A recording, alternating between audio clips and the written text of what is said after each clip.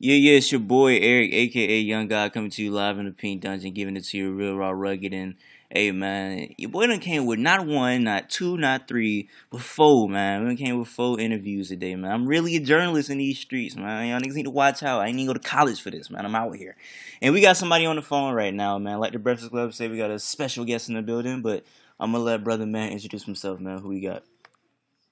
Hey, what's going on? It's your boy Trinidad James. Hey man, we got Trinidad James in here, man. This is crazy, man. Never thought I'd be interviewing Trinidad James, man. I guess I got to start off how I start off every interview with somebody I've known prior about how I found out about you, man. Twitter niggas was pushing you when you first came out, bro. Like them niggas really wanted you to blow up, and I was like, it was like niggas that I respected musically. So I was like, I'm gonna listen to them. And I heard All Good Everything. I was like, all right, this is a hit right here. So I go listen to your mixtape, and for the longest, I debated with myself like, I don't know if I like this or not. I'm like, I don't know if I should, I don't know if I shouldn't. So I'm debating with myself for a good, I'm gonna say a week. I'm telling you that second week I let Tunk for That Money play, man. You had me ever since, man. That's such a fire song right there, bro. Tunk for That Money, bro. That's some. Hey, first of all, I just want to say I'm really good at Tunk. So that song hit me in a different place. I'm like, oh man, this nigga talking about what I'm good at and shit. So that was fire right there, man. Yeah, man. I used to be a big Trump fan growing up in Atlanta. That's how I learned how to gamble, actually. Oh, playing Tunk, yeah, man. Hey, man, playing Tunk is it's a fun game. You still play? I haven't played it in a minute, but I mean, the mechanics are still there. It's like riding a bike. That's a fact. That's a fact. That's a fact. And you the first nigga from the South that I've interviewed today, man. Because everybody else from LA, and I'm a Southern boy myself. I'm a Florida boy to be exact. And Nice, I nice. guess before we get What into part of Florida? What part of Jacksonville, Florida? I'm Jacksonville, Florida. I'm Jacksonville. Nice. I used to live in Jacksonville. You lying? You live in Jacksonville for real? Yeah, man. When I first moved to America, I lived in New York and then Florida and Jacksonville, man. Wow. What age? You hear me? I'm listening. I What said, did you say? I said, how old? What age you moved down here?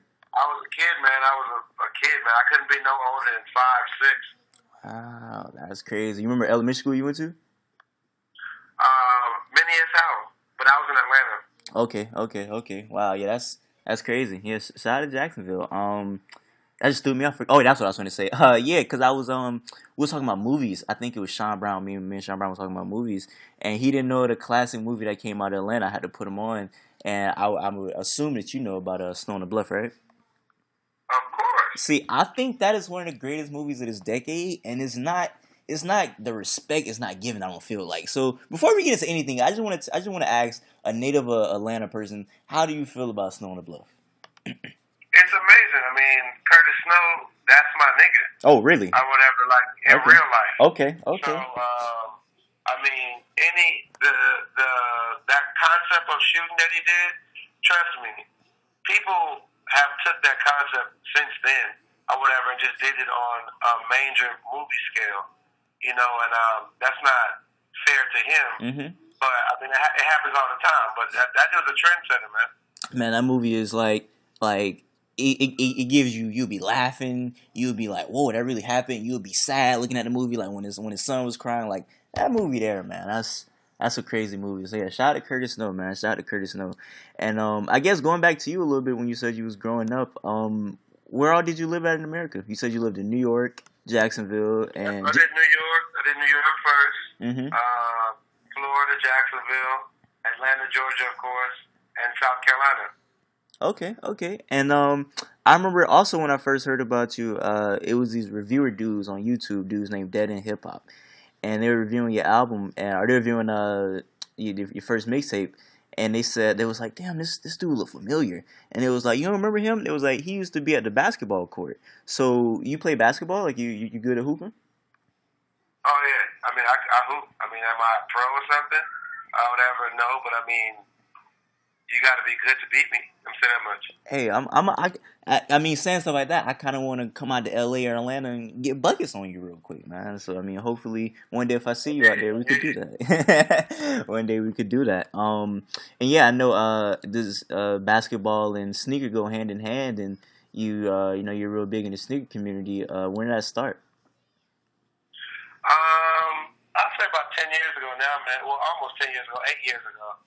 Um, maybe, or it could have been a little bit before that. I'm lying. It is 12 years ago, actually, 2005, 2006, where I was like, okay, these shoes that I keep buying, I'm gonna start wearing them less, keeping them clean, and get another pair.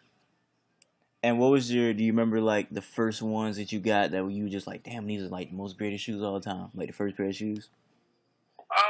Greatest shoes? I don't know. I mean, every time, like I experienced the first time the Spizlax ever came out. That was amazing.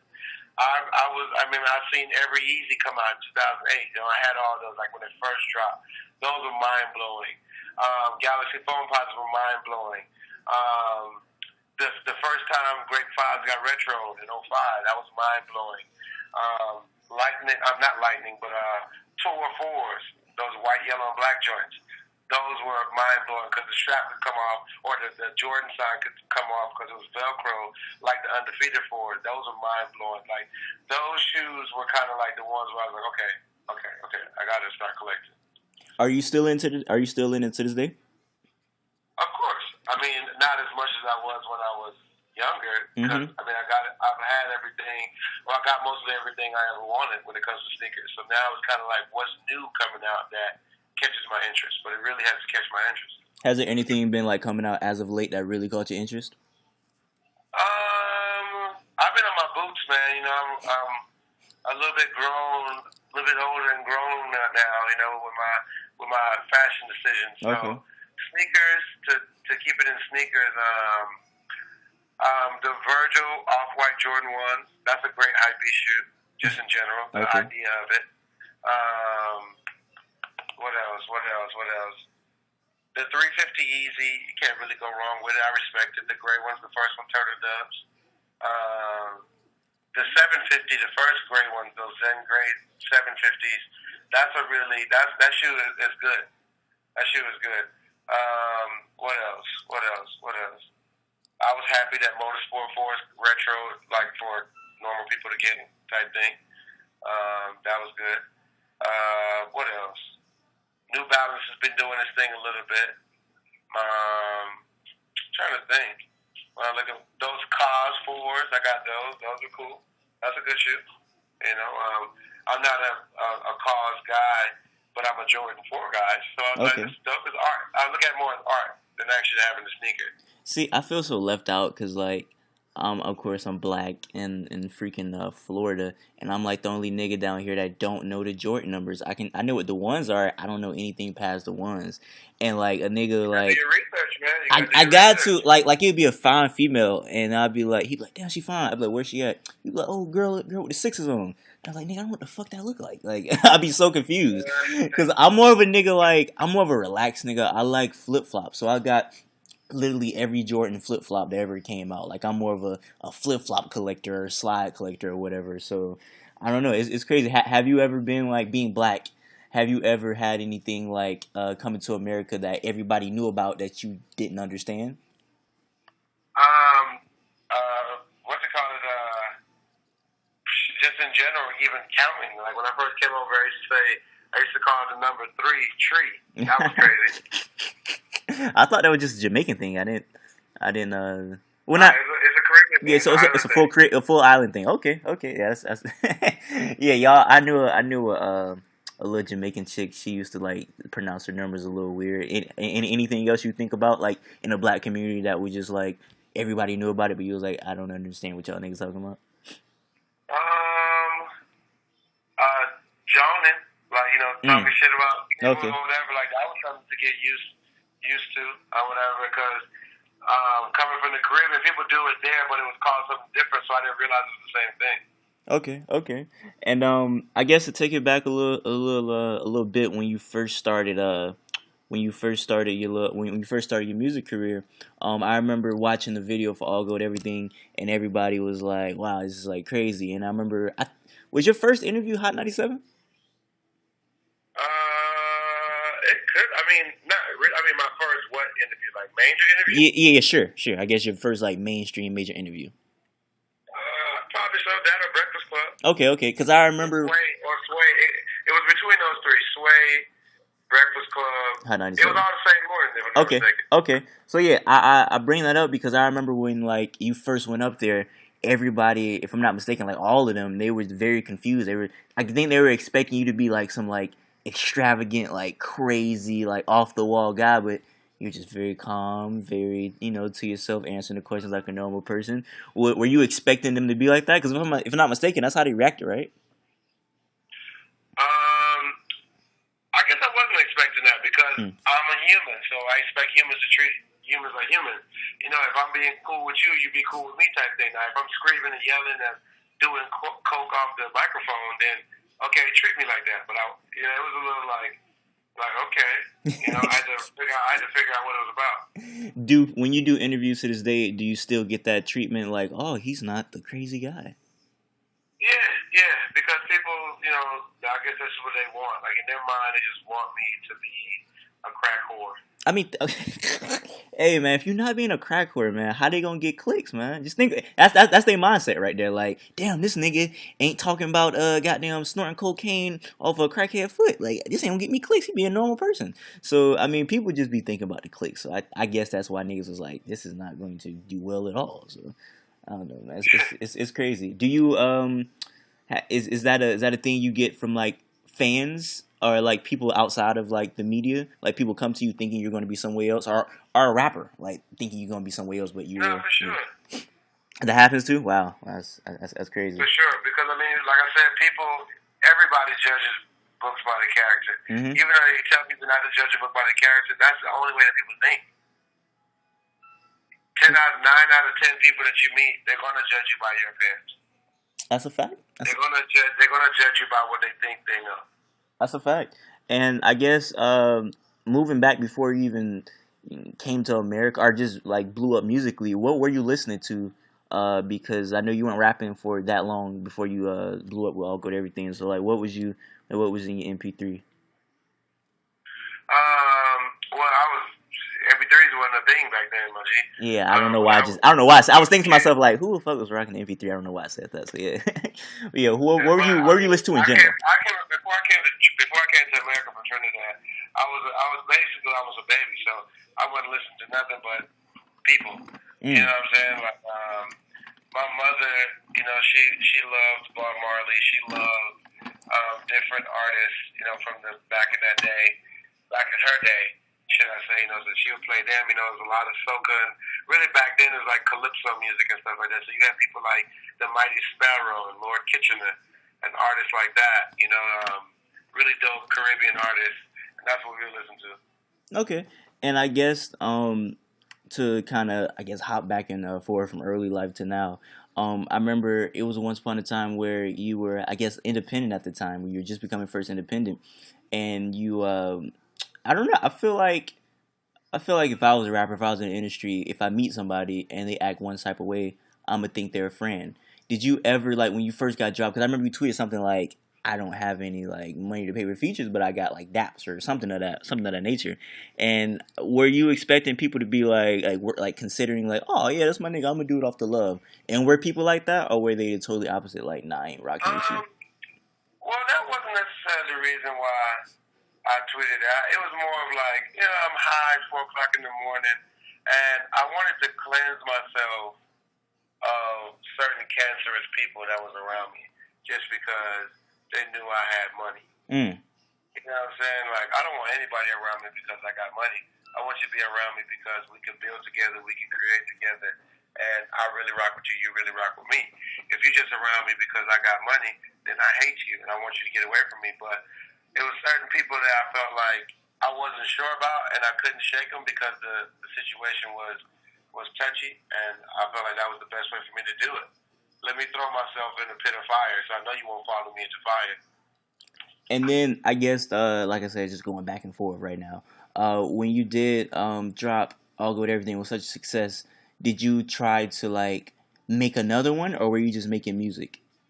Because niggas try to Yeah, like it's chase like, the hit. I never try to make another album. Everything is just that's not a thing. Like although everything is art, it's an art piece. Mm-hmm. You know what I'm saying? Like it's never been done before, and people have just copied it since. It's a fact. I mean, you were like you one of those, like I said, you're almost like a I'm not saying you are, but just in the sense the way I look at them, like a performance artists. Like they're very hit or miss. You either love them or you hate them. And I feel Oh like yeah, for sure. you, At this point, I totally understand what that is. So hell yeah, it's either like I yeah. really fuck with this guy, or like get that motherfucker away from me. Yeah, because at first I was like, I don't think I can rock with this nigga. But then it grew on to me, and I feel like you're just, and then kind of stand on a performance artist way.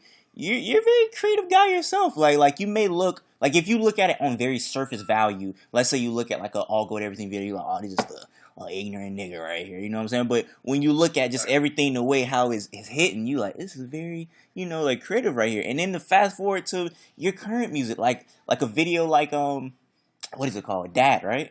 Your dad? Yeah. Like that video there is like so it's humorous. Like it's creative, is humorous, like the song is good, and it's just like you are like one of the people in hip hop I think today that don't get credit for being like just a low key creative genius out here, man. I appreciate that, man.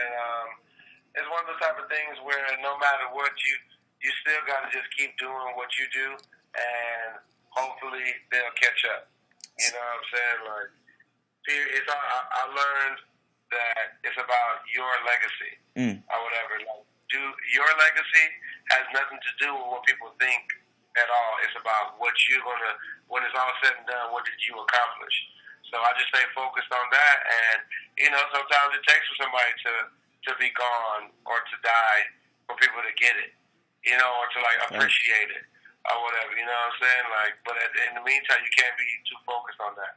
And I gotta I just gotta bring this up because I mean just going on our carrying on right from that, like I've been I guess doing interviews for a little minute now, and it's to the point where you like I see somebody doing an interview or I see somebody doing like a review or just something that I do, and I'm like, they're definitely not better than me. I'm just looking at it. So when I'm saying you don't get like your credit as like a creative person, do you ever see somebody that's looked upon as like, oh, he's so good, he's so creative, and you like he's not even that good. Like I do that way better. Like how do you like not just lash out and just go crazy? Like what keeps you sane and just in knowing that it's like things are gonna be cool? Because I kind of just stopped looking for certain validation, and it's kind of more of like when the spotlight is on me, I just want to make sure that I kill it for me. So whatever you're doing, cute, fine, because consumers are the smartest idiots ever. You know what I'm saying? And I say that respectfully. Whereas like people have their own taste, but at the same time, they follow so much. People are followers, so it's kind of like you can't depend on everybody to get what you got going on in life. You know what I'm saying? Like if 10 people are telling 2 people that this artist is hot, then one of them is just going to believe it. Both of them probably, but one, you know what I'm saying? Yeah. It's very rare where you have 10 people telling you, man, this artist is amazing, and then those other 2 people be like, hell nah, I'm straight. People just don't go with it because people don't have time to really form their own opinion. They're forming it on the go consistently.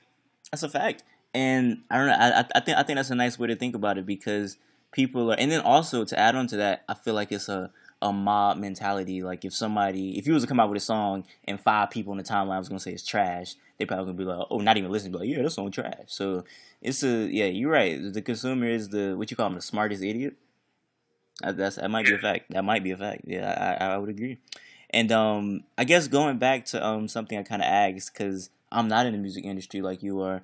Um, is have you seen like a lot of fake things going on? Like somebody be cool, but then the next minute they're acting like they're not cool with you, or they'll fall off from a relationship like you thought. Like damn, I thought that was my homeboy.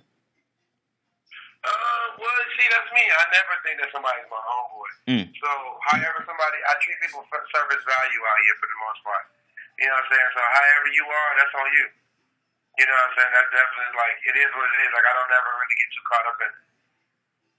So that's interesting. Have you ever been accused of that? Like, oh damn, I thought Trinidad was my homeboy. That nigga done fell off. Like, is that something that you get accused of Oh, yeah, ever? probably so. I mean, of course, but you can't please everybody out here, That's a And fact. that goes, I mean, even for people who, I don't ever put myself I never invest that much of my time into somebody just because you're treating me fake. You're just being who you are, and I treat you like how you are. So that's on you. But for me, with people who will say that about me to not put it back in my shoes. I would have, of course, because I can't be. I can't have this conversation with everybody. I don't have time. Mm. You know what I'm saying? So we'll have this interview right now, because it's set up and it happened the right way through the right parameters, and it came through the right ways to do it. But somebody else will see me at like a festival and I'm on the move and they want to have the same type of conversation, and I'm like, I can't do it, and I walk off or whatever. You know what I'm saying? And now I'm a fuck nigga. No, I'm not a fuck nigga. You just an inconsiderate nigga. I don't give a fuck. Fuck you. Grow up. Hey, I like that. I like that you're about you. You know what I'm saying? Like it's cause I think that's where we're different, because I'm a nigga that like not care about what people think, but I think I'm just so nice, and like I just try to like please everybody. Like if somebody was to come up to me at a festival when I was busy, I'll try to at least have like a 5-minute conversation. And I don't know if that's a good thing or a bad thing, but that's It's cool. It's cool now. It's cool now, but put it like this. If you keep working on your journalist shit and you become a fucking Scoop Jackson out here, some shit like that, trust me, you're gonna be dubbing artists. Like, bro, I ain't got time to talk to you. Like, yeah, I'm straight. You know what I'm saying? Like, trust me. It's all about when you start making real money from this shit or whatever, then you'll start strategizing your time different. That's something I'm gonna think about. I mean, and then also, I guess, to keep on money, something that got you some money was the Bruno Mars thing. Was that something you was expecting, or was that shit just like he made the song and he was like, "Hey, I quoted you" or whatever? Like, how did that come up? I mean, I knew before the song came out that he was going to do something, but I didn't know the details of it until it came out or whatever. So it was like, all right, bet. And did he win a Grammy for any of that? Yeah. So you got a Grammy too, right? Yeah. Oh, fire. Is that your is that placed up anywhere, or is it just like some shit just like under the bed or something? No, what you call it? How the Grammys work is that for record of the year, which I think that's what we won. Mm-hmm. The producer and the main artist, they get the plaque. Everybody who have worked on it, they get a certificate case. Oh, okay. Or whatever. So I was like, all right, cool. Okay, yeah, that's a bet. I mean, of course, and I'm guessing, listening to you, getting Grammys is not anything that, like, you don't make a song, and I'm pretty sure you're like, damn, the Grammys gonna love this. Like, that's not something that you're thinking about, right? You like it, so you're gonna put it out. Because what you come to realize is not about making a song and it being, it's not about making a song that, this is a Grammy song. It's about how hard can we work this song? Like what kind of work is going to go into it in order to even make it to the Grammys. That's a hey. I mean, the song is one step, of course. Yeah. But it's one of those type of things where it's way more about the work that goes into pushing the song. Okay. Yeah, I understand what you're saying, and I guess that's a perfect transition about working and pushing out the song. And so you doing the show Stage 13. For the people that don't know about it, just giving a little explanation. It comes out October 17th. It's Stage 13. The show is called Independent. It's through Warner Brothers' new chapter they're doing called Stage 13. It's going to be on stage13.com and YouTube. And when is it coming out? October 17th? October 17th, yeah. All right, bet. All right, and before we get out of here, I gotta go some fan questions for you, and we'll be right out of here. Let me see what they got. Let's see, Cowbook. He asked a couple stuff. He asked, what are some of the life lessons you've learned since the fame, but you've been kind of spitting that, so we'll skip over that. He said a couple ones. Favorite city outside of America, and who's your favorite rap artist and favorite non-rap artist? I mean, I enjoyed Dubai. Dubai was really fun. And then non-artists, I like, dang, man, this dude, he's like Banksy's homeboy, but I can't think of his name, man. Let me see if I can find his name real quick. The artist? As far as artists, I like music artists. Yeah.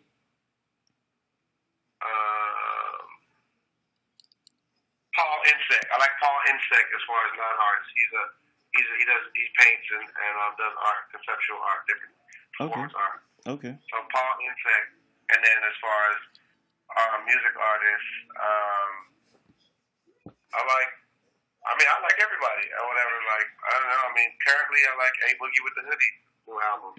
Haven't heard that yet. I heard it's good though. I haven't heard it. Yeah, I'm gonna definitely listen to that. Oh yeah, he also asks, what's the most memorable moment since you got the fame? Um, a show I did in New York City at Santos Playhouse. You could Google it. It was lit. Okay. Let's see.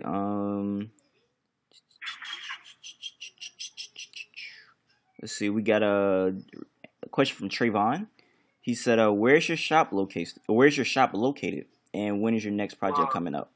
It was never. What was the last question? When is your last? When is your next project coming up? Okay. So what's it called? The shop that I used to work at, it was never my shop. I just ran it for a long time, so people thought it was my shop. And I went straight from there to music. So people were like, "Oh, dang, you left your shop, you does music, that's dope." And what's it called? It closed down. Actually, it's not there anymore. Just recently, like 2 weeks ago. Oh wow. Okay. And then as far as new project, the top January new project. What is it called? Oh, you said it's dropping in January. Yeah, new project in January. Okay. Let's see. We got a last question from Young NATO. He said, a big fan of yours. But I gotta ask, who's your favorite porn star? God, I can't remember her name. I just found it. I mean, the classic is Cherokee. Okay. Like just classic, old school. But it's like a new girl now. I can't think of her name. She black, white, Hispanic? She's mixed. I don't even know. Okay, wait. Well, shout out to Cherokee Daz, man. That's a legend right there, man. Shout out to Cherokee. Yeah, man, that's it. Anything else you got to say before we get out of here? Get my new project. It's called Father Figure. My single Dad is on there. It's awesome. And stay tuned. Check me out at Pitch Perfect 3, the movie, for Christmas. Hey, man. And hopefully, if I ever run into you, we could play a little one-on-one in basketball. If I win, get some free shoes, man. Sounds like a fair deal to me, man. That's fair. That sounds fair. All right, man. Well, hey, until next time, I say what I mean what I say. Haters gonna hate and players gonna play. Holla at your boy now.